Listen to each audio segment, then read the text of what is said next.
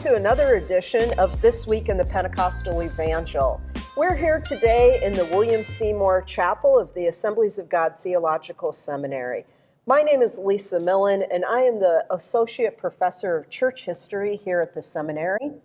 I'm Jason Sprinkle. I'm the Assistant Director of the Preaching Center at the seminary. I'm Bob Eby. I'm an Associate Professor of Biblical Exposition and the Director of the Cordes C. Burnett Center for Biblical Preaching. And I'm Rick Wadholm, the Associate Professor of Old Testament here at the seminary. Today we're looking at the Pentecostal Evangel. Notice the name. Now we've got the Pentecostal Evangel from January 30th, 1955. So this was such a fabulous edition, and I found so many great things to read about here. What sorts of things did you guys pick up? Well, even just before talking about the art, just the front cover.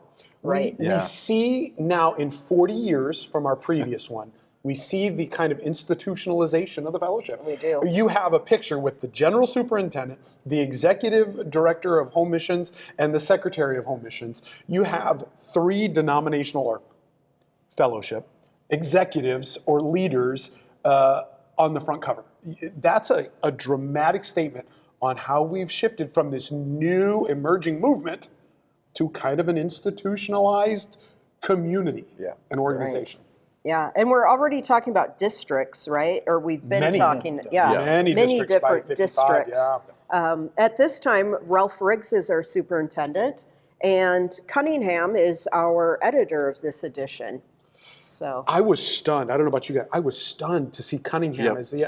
Maybe I should have known that, but you know, there are just a handful of names that serve as editors of the Pentecostal Evangel through the years. You know, and Cunningham's one of the big ones. He was the editor for 35 years. Wow. He was the editor when I was a kid reading the Evangel in the pews at church. It was Robert Cunningham. And he was there in 55. Yes, long before I was. That's No, really I thought you were interesting. just before. I thought you were born just before Commentary that. on Oh, age. interesting. One of the things that jumped out at me, and this is a small town church, 1955, it was actually a replant. There was an oil boom going on in North Dakota, where I was born. Oh, interesting. In the town of Tioga. And the boom started in 51, and there was an attempt at replanting an Assembly of God work there. There had been one earlier. And they end up building a building as a part of this campaign, finally having an established permanent structure.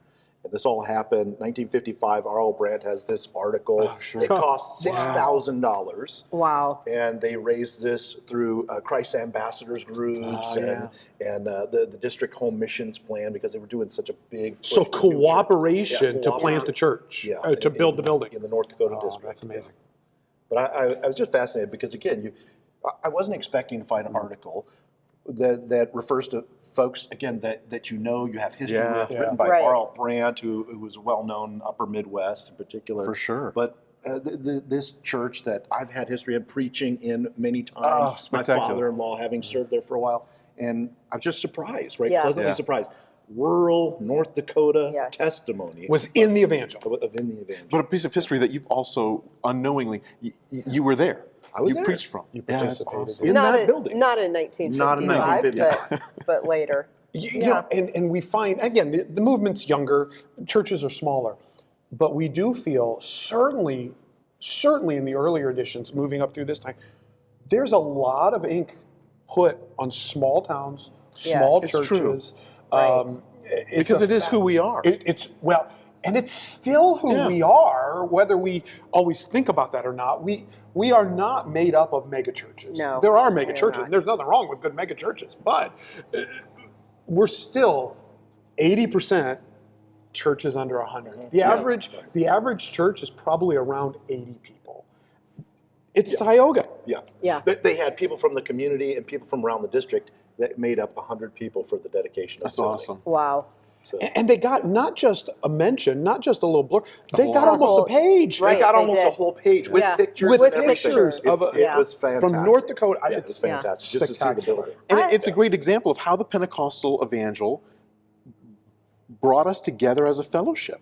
right? Because I mean, I wasn't born in 1955, but a young kid in northern Illinois is reading stories about something happening in North Dakota, which when I was a kid, I wouldn't have visited. Right. But it is fascinating. Well, they wouldn't have let you in. To North But Dakota. that's what I love too, is I remember, right, and reading and saying, oh, this is what's happening in this district or in this church and so forth. And it made me feel like I was part of something bigger than myself and bigger than my own church, right? I felt like this is part of my community. And to see your superintendent on the front cover, you're reading through it, everyone sees this is the person who's leading, right? And these are the people who are part of our fellowship. Well, for you, Rick, growing up, when you saw E.S. Williams as your superintendent, that had to make you feel good. Oh, my. Oh, Bob.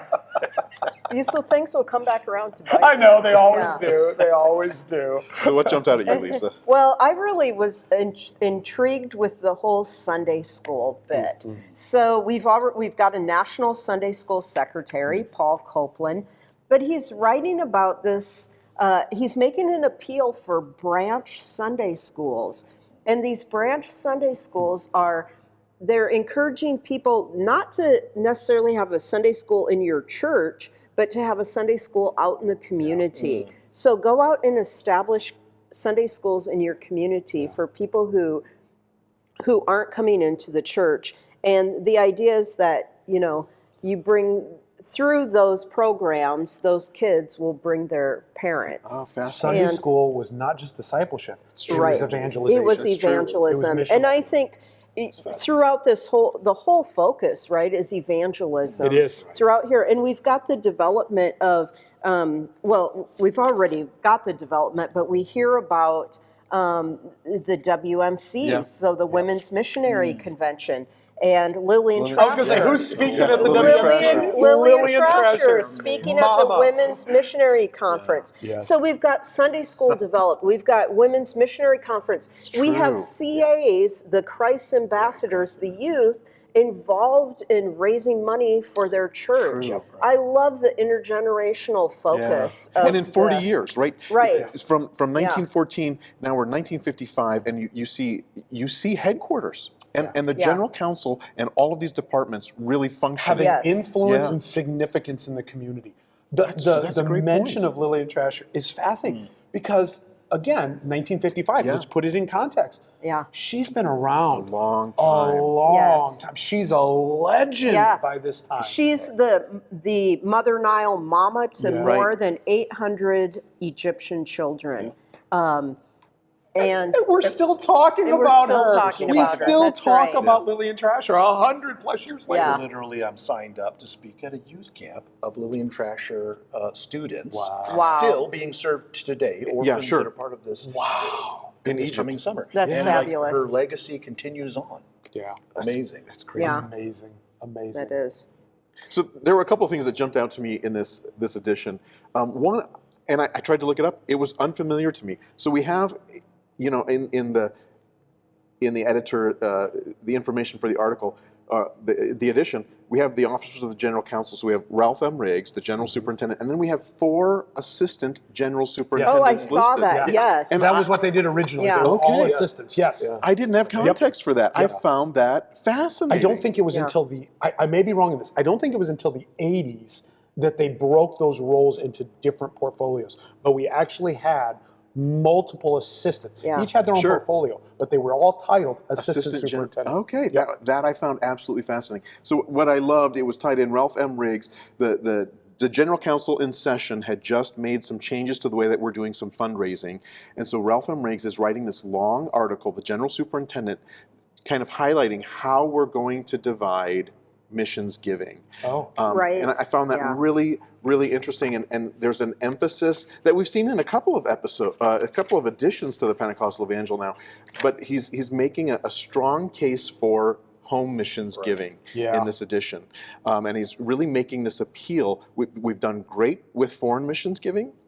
We want to also encourage home missions giving. And in the Pentecostal Evangel, the next Sunday, February 6th, 1955, is BGMC Sunday. And this was my Buddy Barrel. And, and the one in 1955 would have looked I'm sure very Very similar. This is similar. from the small late wooden ones. 1970s, early 1980s. But it would have been a small wooden barrel like this, and I had to go to my office to grab mine because it Can't believe you still have it. know. next Sunday in the Pentecostal Evangel, a fairly significant pullout. Yep. Is BGMC Sunday. We're all giving our nickels A to special missions. offering. So they wanted them to continue to do the nickels and the quarters Right. every week, but they wanted the whole fellowship to participate in a special single BGMC Sunday special giving offering. Now here, I did a little calculation. They wanted to raise in one Sunday $10,000 Yeah. from Wow. across the fellowship. That would be equivalent in contemporary Okay. money Yes. to $121,000. Wow. They were wanting to raise. So that would be roughly about $1,000 on average, $1,000 from every church in the fellowship to meet that today. I mean, that's when you understand that 80% of your churches are under 100. Right. That's an ambitious It is. goal. Now, what I'd love to know is, I don't know, we'd have to look up some later editions, but did they meet it? Did they get it? Did they get that $10,000? Yeah. I'd love to know. I don't know. I can almost guarantee if they did, they reported it. Oh, and I can almost guarantee if they didn't, they didn't. That's right, because we care about numbers in this edition, don't we? All about Yes. numbers. This edition was full of numbers. It was full of numbers. In fact, that's what stood out to me, is in multiple articles we see, and I think that number piece is moving us from, we want credibility in the church world now, and we talked earlier in some of the early ones that we've talked about, other episodes, where there's this heavy missional drive within us, right? This eschatological, Jesus is coming. Now that's still here. Don't get me wrong, still it's still here. emphatically here. But what we've shifted to is now we are not thinking of the individual hearing the call going out. We're thinking of corporate strategic initiatives. That's true. Right. You see this Great edition. observation. We save by losing, and they're saying you need to take the initiative, and it's okay if you send people out from your church and you lose people from your church to go help a struggling church or Right. to help plant Yeah. a church. This is, it's not at all, obviously CMN doesn't come along until decades later, but we begin to see the same kind of language about planting churches back in 1955. And when Trimmer, who's the National Home Mission Secretary, is writing about, he goes all in. Now again, he puts it on the basis of the world needs to be saved and God is depending on his people to save it, which is Who we are. Yep. it's Yeah. rooted in who we are. But then he goes into just numbers. And later in, we have lists of how many we have, how many ministers. But he says, did you know that there are 2,500 towns and cities of 1,000 or more people in the United States without an Assemblies of God church? And then he keeps breaking it down. There's, Very strategic already. 1955, we're very strategic Completely on strategic. how we're focusing these church plans, where we're going, and it was fascinating. And we see in the Northern Cal Nevada district, they're starting a funding loan organization for people. Right. Yeah. Now again, it's the Church Extension Fellowship. The Church Extension Plan that still exists, which has just changed names to GenFi, an AG funding entity. Now, the best I can see, that started in the Oregon district, but I wonder if that's organically connected. Sure. The name is way too similar, and the region is pretty close.